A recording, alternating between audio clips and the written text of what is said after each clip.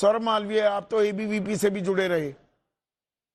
ABVP का नारा क्या होता था पिछले 30-40 सालों से?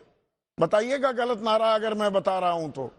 ठीक करेंगे 3 काम, प्रवेश, परीक्षा और परिणाम।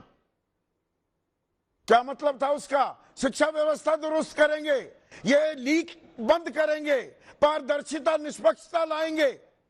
आज वो सवाल उठाता है छात्र तो उसे जनरेशन गटर बताएंगे, अपनी ही बात से पलट जाएंगे।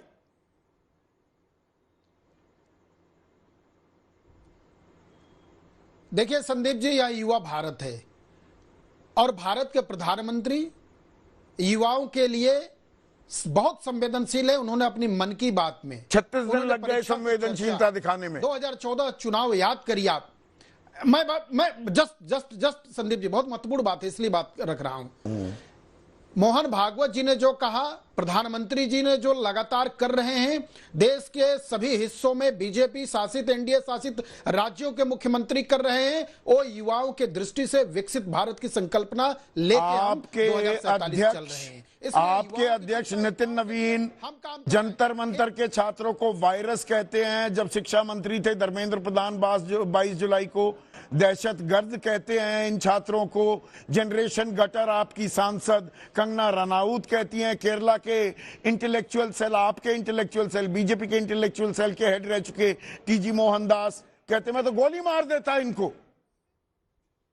पंक्चर लगाने वाले कहते हैं आपके सांसद रह चुके रमेश बिधूड़ी। मैं इसी बात को जरा क्लियर कर दूं। बहुत ही महत्वपूर्ण सवाल आपने उठाया है।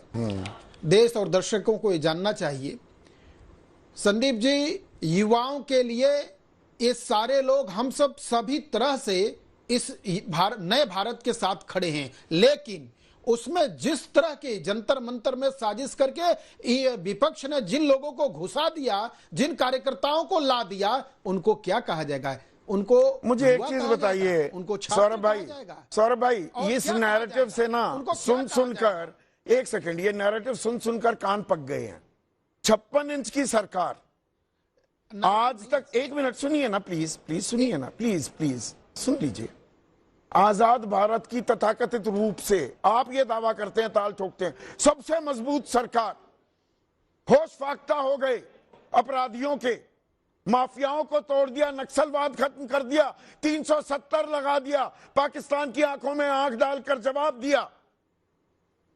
और देश में कोई आंदोलन हो जाए, वो किसान आंदोलन हो, खालिस्तानी, पाकिस्तानी, नक्सलवादी, बलात्कारी, फॉरेन फंडेड, विदेशी ताकत, बुढ़िया हमारी अम्माएं बैठ जाएं शाहीन बाग में, बाहर की साजिश, छात्र बैठ जाएं, असामाजिक तत्व घुस गए। कैसे घुस जाते हैं?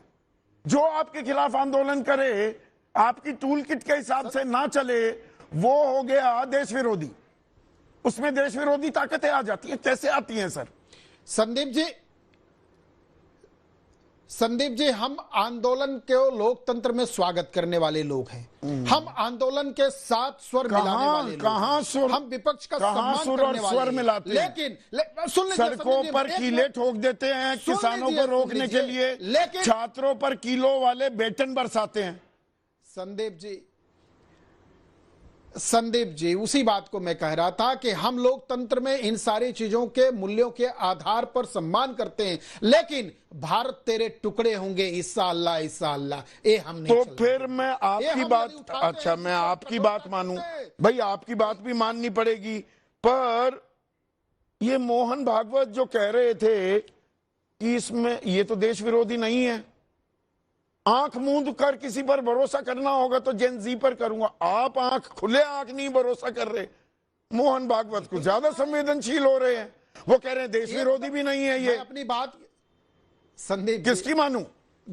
संदीप जी ध्यान नहीं दिए वाक्य पर। अच्छा संदीप जी, आपने ध्यान नहीं दिया वाक्य पर। मैं इस बात को बार बार जोर देकर बात की शुरुआत में ही कहा कि यह युवा भारत है, यह 2047 का भारत है और युवाओं के साथ खड़ा होने वाला केवल और केवल भारत के लोकतंत्र। कहां खड़े थे? युवाओं से बात नहीं की, बात में देरी कर दी, बात में देरी कर दी, ये मोहन भागवत कह रहे हैं। वो कह रहे हैं आंदोलन, अनशन, संवाद इस का वाक्य को तरीका सुन है, लीजिए फिर से। विवाद का नहीं, विवाद का बना दिया ना। बिल्कुल विवाद नहीं, संवाद से। इस वाक्य को सुन लीजिए फिर से संदीप जी, जरूरी बात है, इसलिए आपसे आग्रह कर रहा हूं। देश में बड़े इस्तीफे हुए हैं, बहुत इस्तीफे सभी नेताओं ने दिया, अनेक नेताओं ने संकटों में दिया है, आरोपित होके दिया है। देश का इकलौता शिक्षा मंत्री है जो जिम्मेदारी लेकर इस्तीफा दिया युवाओं के लिए